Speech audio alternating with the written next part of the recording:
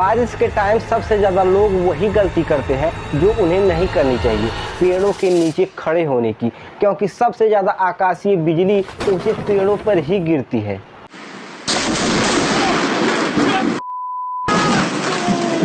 क्या फ़र्क है उस बिजली में जो हमारे घरों में जलती है और जो बादलों से ज़मीन पर गिरती है। अगर आप कभी बारिश और बिजली की कड़कड़ाहट के बीच किसी खुले मैदान में फंस जाए तो आपके लिए सबसे सेफ स्थान क्या होगा। सोचिए, आप खेत में काम कर रहे हैं, काम से या स्कूल से वापस घर आ रहे हैं, रास्ते में अचानक तेज बारिश शुरू हो जाती है। आप वहीं किसी पेड़ के नीचे खड़े होकर सोचते हैं कि मैं कुछ समय यहीं रुक जाता हूँ, लेकिन अगले ही पल तेज रोशनी, धड़ाम से कान फाड़ देने वाली आवाज़ और पल भर में ही सब कुछ खत्म। हर साल हजारों लोग इसी तरीके से आकाशीय बिजली की चपेट में आकर अपनी जान गंवा देते हैं। पर क्या आपने कभी सोचा कि एक करोड़ों वोल्ट की बिजली आखिर बनती कैसे है? क्यों ये ज़्यादातर पेड़, नदियों और खुले मैदान में इंसानों के ऊपर गिरती है? और सबसे ज़रूरी बात, हम इससे कैसे बच सकते हैं? चलिए जानते हैं आकाशीय बिजली का पूरा सच।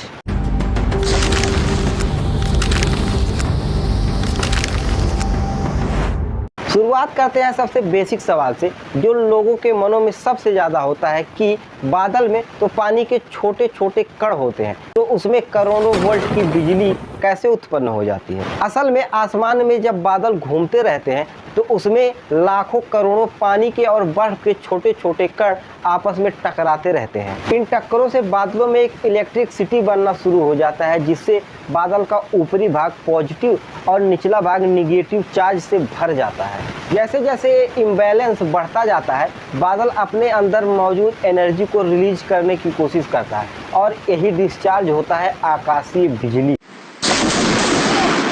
तो अब सवाल आता है कि ये बिजली ऊपर ही क्यों नहीं रहता, ज़मीन पर क्यों गिरता है? तो असल में बात ऐसी है कि जब बादल का निगेटिव चार्ज बहुत ज़्यादा बढ़ जाता है तो वो पास की ज़मीन पर एक पॉजिटिव चार्ज उत्पन्न कर देता है, जिससे धरती और बादल के बीच एक चुंबकीय आकर्षण बन जाता है। और जैसे जैसे अट्रैक्शन बढ़ता जाता है, बिजली एक शॉर्टेस्ट रास्ता पकड़कर धरती पर गिरती है।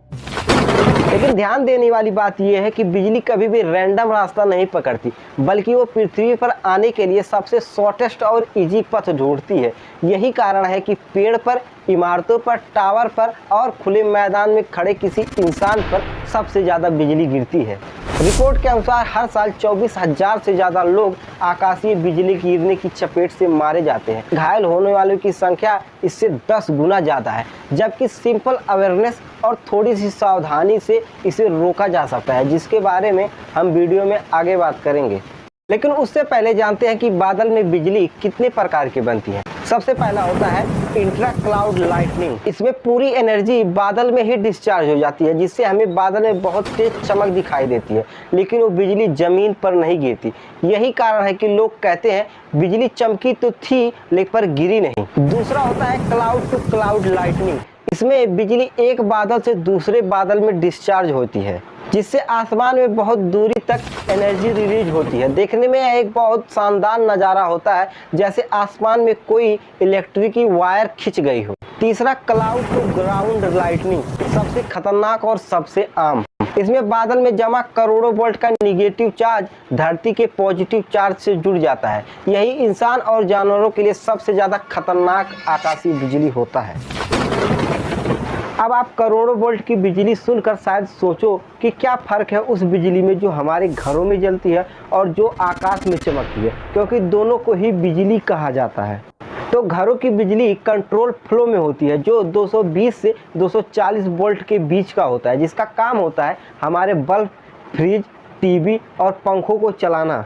लेकिन आकाशीय बिजली पूरी तरीके से अनकंट्रोल्ड होती है। इसका वोल्ट 300 मिलियन वोल्ट से ज़्यादा हो सकता है, यानी इसकी इतनी ताकत है कि किसी इंसान या इमारत पर गिरे तो उसे पूरी तरीके से तबाह कर दे। इसे आप आसान भाषा में ऐसे समझिए कि घरों की बिजली जैसे नल में बहता पानी, जिसे आप आसानी से अपनी ज़रूरत के हिसाब से कंट्रोल कर लें। लेकिन आकाशीय बिजली वो है जो बाढ़ टूटने पर आया पानी, अनकंट्रोल्ड और बेहद ही खतरनाक।